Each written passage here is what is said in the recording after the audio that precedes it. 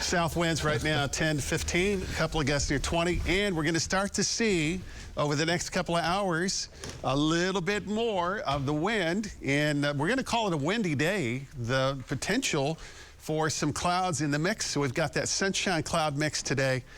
You can see that right now. The high temperature is going to be at about 82. We hit a high yesterday of 81, so we're going to be pretty close to that.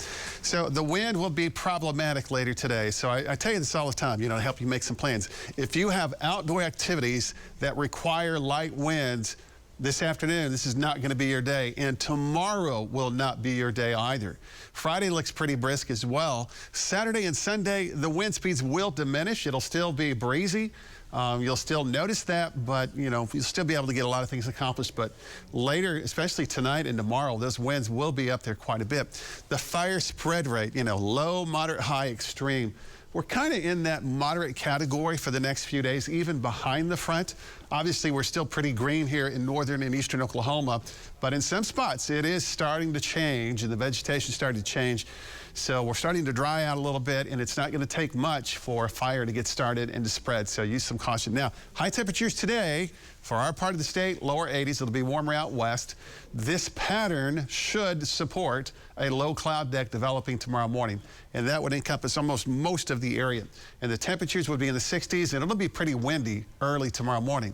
Tomorrow afternoon, the clouds will start to thin, but it's a race between the sunshine and the clouds. So we anticipate that some of our areas will stay in the upper 70s across the far eastern areas. It's also been 81. Now, this is tomorrow afternoon.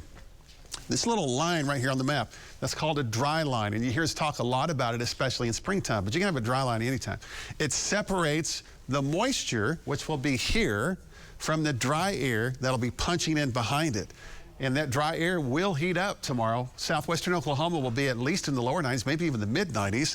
We'll have enough moisture that we can track a shower or thunderstorm developing off the dry line Thursday afternoon, Thursday evening.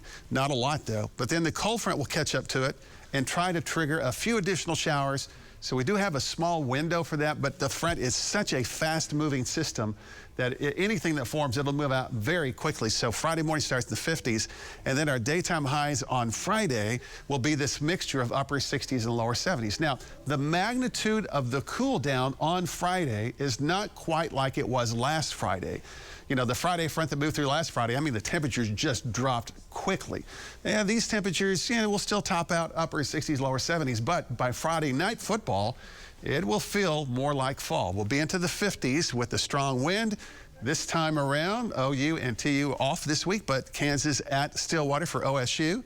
That'll tailgate in the 50s, and it'll be a brisk game in the 60s, but with a strong wind. So the cool down is for the weekend.